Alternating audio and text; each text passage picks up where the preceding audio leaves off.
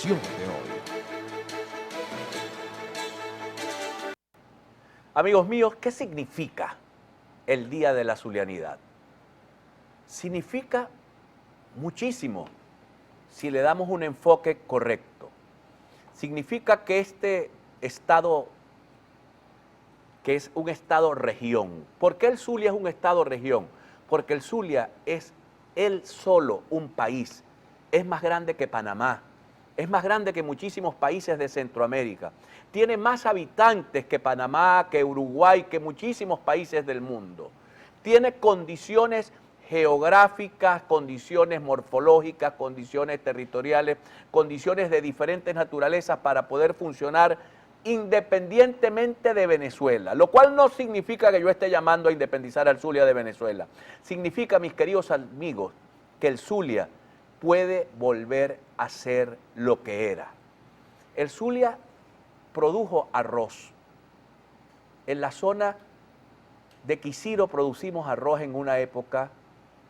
Nosotros producimos arroz en Páez, en la frontera entre Mara y Páez. Producimos tomate. Hemos tenido agricultura y cría de primera línea, no solamente desde el punto de vista de las haciendas y de la producción de leche y carne, sino de la tecnología en reproducción animal que se desarrolló en este estado, con eminentes zulianos que han puesto todo su esfuerzo para desarrollar sus empresas, para desarrollar sus negocios y al mismo tiempo para desarrollar el estado, porque solo el desarrollo de la gente es el desarrollo del estado. Pero hoy el Zulia está reducido, hoy el Zulia está opaco y tiene más que ver con la desarticulación de la zulianidad que con otras razones. ¿Qué significa la desarticulación de la zulianidad?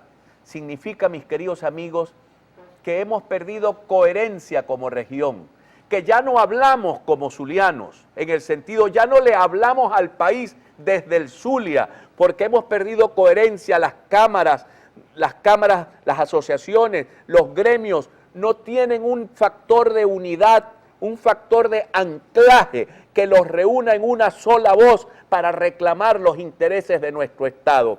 Esa desarticulación nos ha debilitado, obviamente nos debilita y nos coloca a la defensiva, nos coloca a vivir de nuestras glorias pasadas, pero no se puede vivir todo el tiempo de las glorias pasadas. Hay que construir las glorias del presente, hay que construir los logros. Yo felicito a un pequeño grupo de zulianos que hoy se reunió en la Universidad Rafael Urdaneta a hacerle un homenaje a Monseñor Roberto Líquer, uno de los sacerdotes, al padre Líquer, como le decimos acá en el Zulia, pero fue muy pequeño, fue una cosa hecha en un salón de clase, en un pequeño salón de la universidad, cuando debimos haber hecho un acto de la zulianidad, que no significa oponernos por oponernos a nada, que significa reclamar para nuestro Estado lo que corresponde. La zulianidad tiene que ver con un diputado que tuvimos en las Cortes Españolas que se llamaba Domingo Ruz. Desde aquella época tiene que ver la zulianidad.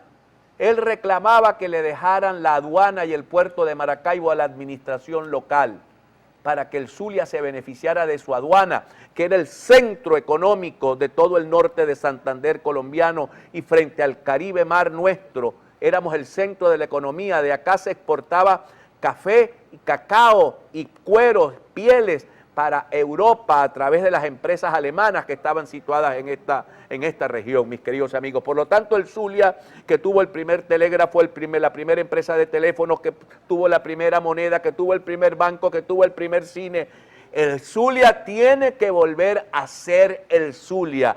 Y solo eso lo podemos lograr los zulianos.